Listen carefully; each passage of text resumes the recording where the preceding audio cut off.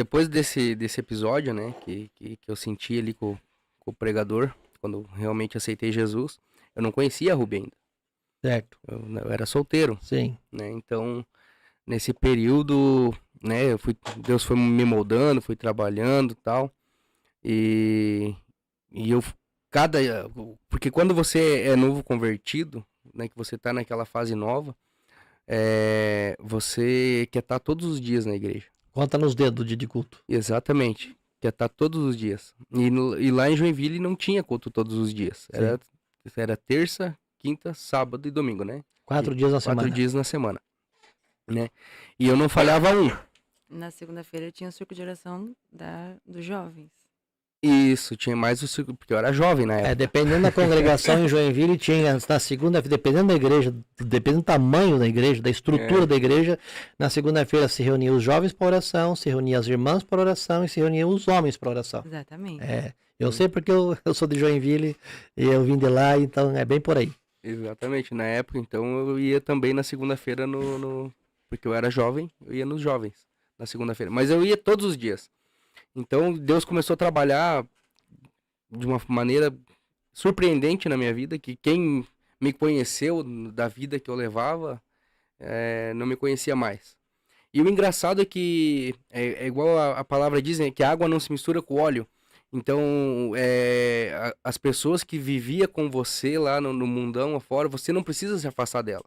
Ela mesmo se afasta de você, né? Sim. Então, a gente acaba adquirindo novas amizades, né? Conhecendo novas pessoas com a mesma linha de pensamento, né?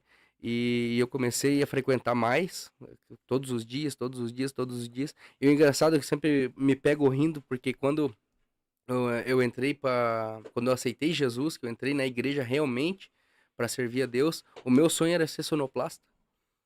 Né? E foi acontecendo as coisas gradativamente até que consegui ser o sonoplasta. E foi quando eu conheci ela. Aí ela foi visitar essa mesma igreja que eu frequentava. E vi ela até foi convidada para louvar, né, nesse dia. E foi Sabor de Mel, né? Você louvou, eu me lembro até hoje.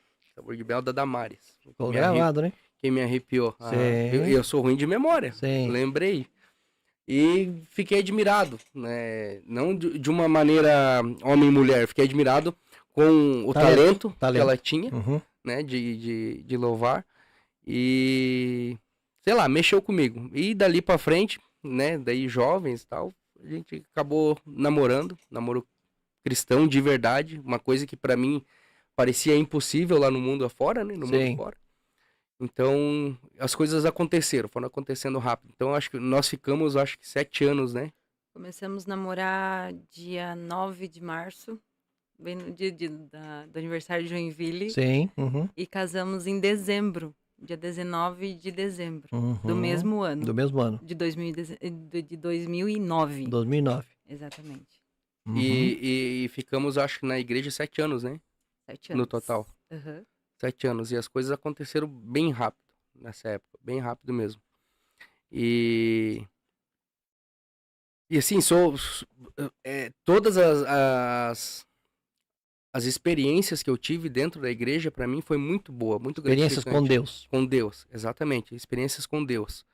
Que a gente acaba fazendo, quando a gente tá com aquele sentimento de servir a Deus, a gente acaba fazendo coisas inimagináveis para quem tá lá fora. É coisa de louco.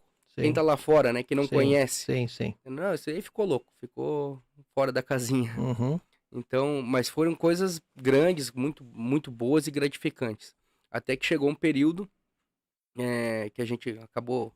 eu falo mais por mim, né? Mais por mim, nem falo por ela. Porque, na verdade, a Rúbia sempre foi uma companheira para tudo. Sabe, onde eu tava, ela tava, a decisão que na época eu tomava, ela me apoiava, tava junto e na época e esse período que a gente passou da igreja, ela acabou não conhecendo, porque ela nasceu no berço evangélico, ela não conheceu o mundo. Então eu nem culpo ela, eu culpo mais a mim, certo, que fraquejei na época ali, que acabei me afastando da igreja. E ela, de certo, viu, né, o inimigo talvez botou na mente dela uma oportunidade de conhecer o mundão. Uhum. E acabamos, eu optei por sair e Certo. ela me acompanhou, Acompanhou. digamos assim. E então acabamos saindo da igreja. Deixou né? de ir para os cultos. Eu acredito, você não me falou isso para mim, mas eu faço aqui uma ideia. Eu acredito que essa tua saída da igreja, essa parada de você vir à igreja, digamos, de abandonar a igreja, né? Eu acredito que não foi de uma coisa repentina, isso foi gradativo, foi devagarinho, foi esvaziando, foi esfriando, foi assim que aconteceu? Exatamente. Não, Porque nunca ninguém, hora pra viu, outra. pastor James, nunca ninguém sai da igreja assim no supetão, né? Acorda um dia, hoje eu vou sair da igreja. Não é Não, assim, né? não é assim que funciona, não é assim que acontece, né? Você foi esfriando, foi deixando de orar, deixando de buscar Deus, foi relaxando com a vida espiritual, né? Porque eu sempre digo que a vida espiritual do cristão é igual aquela florzinha, aquela planta, né? Como é o nome daquela planta, pastor James? Que ela vem num vasinho pequenininho assim, como é que é? Sai. É violeta, não é aquilo lá? É uma plantinha que tem que cuidar com ela porque ela é muito mimosa, né? Tem que cuidar com ela porque tem que colocar ao sol e não muito ao sol.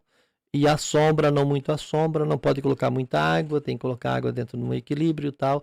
Eu sei porque a minha esposa tinha uma planta dessa uma vez e foi esquecido ao sol e queimou a planta e morreu. Então tem que ter aquele cuidado. A salvação, eu sempre digo que ela tem esse cuidado. Você tem que cuidar com a salvação. A orquídea? E eu não me lembro como é que é o nome da plantinha agora, né? Mas eu sei dizer que, enfim, né? Acabou morrendo a plantinha lá porque não foi cuidado como tinha que ser cuidado. Eu digo que a salvação, ela não é muito diferente. A salvação, as pessoas dizem, pastor Jamison, né? Aí dentro de um contexto teológico calvinista, né? Para quem conhece o que é a doutrina de Calvino, João Calvino, uma vez salvo, para sempre salvo. Isso não é verdade.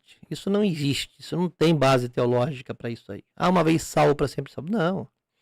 Negativo. A pessoa pode perder a salvação? Pode perder a salvação. Se a pessoa não cuidar da salvação, a pessoa acaba perdendo a salvação. E se não der tempo para ela retornar para o caminho e se restaurar com Deus, se acertar com Deus, e ela parte para a eternidade, parte sem ser salva, certo? Porque ela abandonou o caminho da fé, ela abandonou, certo? Digamos, a ideia de servir a Deus, de ser fiel ao Senhor, ela abandonou. Então, nunca ninguém sai da igreja no sopetão. Como diz você, né? Acordou de manhã, hoje não vai na igreja. Não, não é assim. Vai esfriando devagarinho. Não ora, né? Não lê mais a Bíblia. Nos lugares das coisas de Deus, pastor James começa a colocar as coisas do mundo, se interter com as coisas do mundo, né? Vai procurando empecilhos, né? Para não ir para a igreja. Desculpas. Para não ir na igreja. Hoje não vou por isso, por aquilo outro, e aí acaba não indo, né? E aí você vai ficando doente espiritualmente, né? Espiritualmente você está ficando doente, né? A pessoa, fisicamente falando, quando ela fica doente, se não tratar, morre, né? Se não tratar, morre. E a alma perde a força, né? Perde a força, no sentido de graça de Deus na vida, porque nós não estamos na igreja, pastor Jamison, não viemos ao culto, não servimos a Deus porque nós somos bons. Nada de bondade em nós. Não existe justiça em nós. Isaías 64:6 diz bem claro que nós somos como imundo e a nossa justiça são como trapo de imundícia. Não existe bondade e justiça em nós, não existe. Nós contamos com a justificação pela fé em Cristo, né? Justificação pela fé em Cristo. Romanos capítulo 5, versículo 1 diz bem claro isso aqui. Se não for a justificação pela fé em Cristo Jesus, nós não somos nada. Sim. Não somos nada. Então, o que existe em nós é graça de Deus, graça de favor imerecido na nossa vida. E aí acaba relaxando com essa graça, né? Não cuida, não tem o zelo, né? Não ora, né? Vai esfriando espiritualmente. Daqui a pouquinho não tem mais força para ir para a igreja, não tem mais força para ir para o culto, entra o desânimo, falta de vontade. E aí aquilo que eu disse, pastor Jaime, essas coisas do mundo começam a tomar lugar na vida da pessoa. Eu acho interessante, desculpa interromper, eu acho interessante, porque o mundo que nós vivemos hoje, os tempos de hoje, ele não é tão diferente do tempo que Jesus andou na Terra, né? Porque mesmo Jesus andando na Terra, fazendo todos os tipos de milagres que fazia, acabaram crucificando ele. E hoje, olhando por esse lado que a gente está falando sobre sair da igreja, eu vivi coisas incríveis dentro da igreja, vi grandes milagres com meus olhos, né, acontecendo, grandes milagres mesmo, trombose sendo curada na igreja, grandes milagres, e mesmo assim a gente abandona. Mas esse abandono não é pelo fato de você ter visto e acabou não acreditando. É aquilo que eu tô falando. Você deixou de buscar Deus, você foi esfriando espiritualmente, né? Foi ficando fraco, né? Uma pessoa que não se alimenta, pastor James, né? Uma pessoa que não se alimenta periodicamente dos alimentos necessários que ela precisa, ela adoece. E daqui a pouquinho entra o fastio, né, pastor James? Não tem mais vontade de comer, pode botar maionese, carne, tá? Não tem vontade de comer, né? Não tem vontade de se alimentar, né? Não tem força, né? Fica fraco, não é mesmo? Sim. No sentido espiritual não é diferente, né? A saudação de João, a terceira epístola para o presbítero Gaio, a terceira epístola, a saudação de João é essa: desejo que te vá bem, ó presbítero Gaio, e que tenha saúde em tudo, assim como bem vai a tua alma. Veja que João ele faz uma comparação bem clara da saúde do Gaio em relação à saúde física do Gaio em relação à saúde espiritual.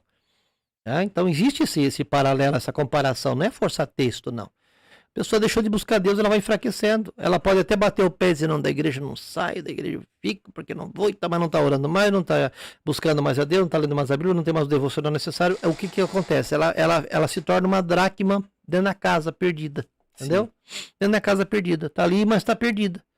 Dentro da igreja não saiu para o mundo, não está lá fora, no sentido de, né, na orgia e tal, mas está perdida de casa. Por quê? Porque tornou-se um crente natural, quando não muito carnal, né?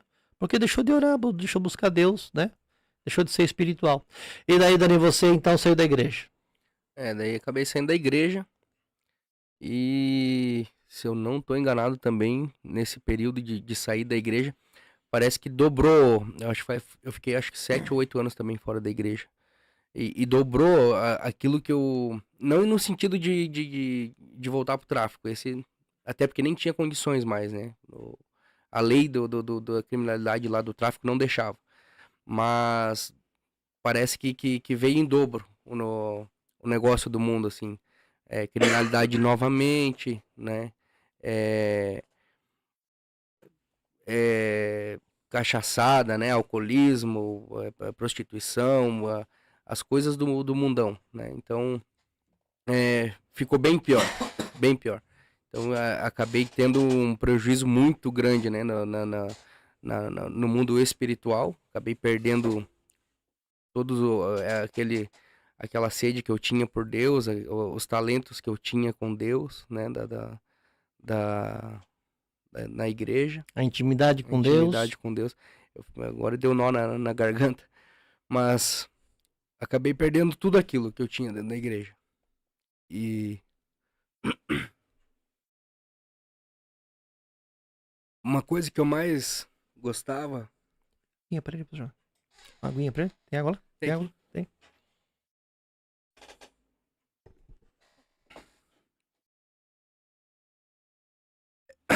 Era de pregar. Sim. É o que eu mais sinto falta, na verdade. Então... E é uma coisa incrível, né? Que o primeiro dia que eu acabei saindo da igreja, o inimigo é tão sujo que ele mandou amigos, já com cachaçada, com churrasco, com tudo aquilo que não prestava, né? Amigo entre aspas, né? Isso. No primeiro dia, quando eu falei pra ela, hoje, hein, a partir de hoje nós não estamos mais na igreja. Pois parece que o inimigo resolveu, então vamos fazer uma carne e beber umas. Pois acabei, o primeiro dia foi assim, então acabei tomando, fumando e comendo carne, e foi, dali pra frente só foi desandando, né? Desandando a vida. E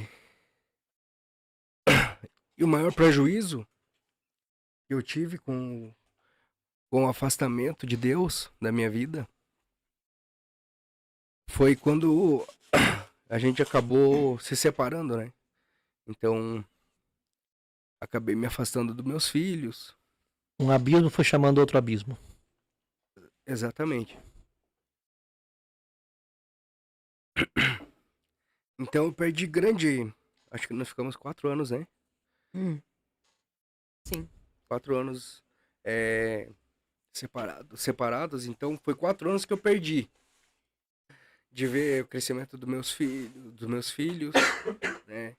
De, de ter o convívio com eles, porque daí eu acabei vindo embora pra cá, acabei conhecendo outra pessoa, tal. Aí quando a gente separou, eu acabei vindo embora pra cá, né?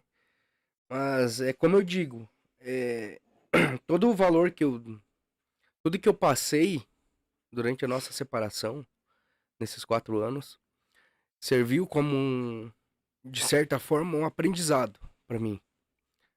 É, que logo quando nós saímos da igreja, eu deixei de ser um bom esposo, de ser um bom pai, né? É, e acabei, na verdade, não dando uma vida boa pra minha esposa e pros meus filhos e desvalorizando eles. E nesse período que a gente ficou separado, eu acabei aprendendo com as pauladas na cabeça, né? Eu acredito que tudo isso foi realmente um trabalhar de Deus para que hoje nós possamos estar junto novamente e, e que tudo isso que eu passei nesse período de separação serviu para hoje eu dar valor para ela, para hoje eu dar valor para meus filhos. Então essa foi o maior prejuízo que eu tive com o meu afastamento de Deus, o maior. Você, na verdade, quando você saiu da igreja, aqueles valores morais que você tinha acabaram desaparecendo. Tornou-se um homem natural, É, né? Distanciado de Deus novamente, né? Mas eu acredito que por trás de vocês deve ter alguém orando, não? Alguém orando, clamando por vocês, porque a gente ouviu você falar, né, nos bastidores um pouquinho sobre a tua vida, até inclusive que nós conversamos, né, Dani, para não comentar aqui, que é muito pesado, muito forte, né? Muito forte para contar aqui, pedimos para que não fosse falado. Mas eu entendo realmente que a boa mão de Deus segurou vocês, né? Por mais que vocês se separaram, ficaram um tempo fora, você acabou contraindo casamento, né, com uma outra pessoa, teve filho com esta mulher, ou filha, né? uma filha, Uma filha com na esta verdade. mulher.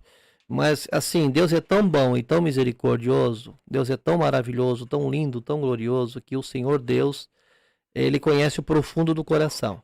E com certeza lá dentro do coração de vocês, lá no profundo, havia um sentimento, desejo de retorno, de querer voltar a ser como vocês eram, como vocês estavam.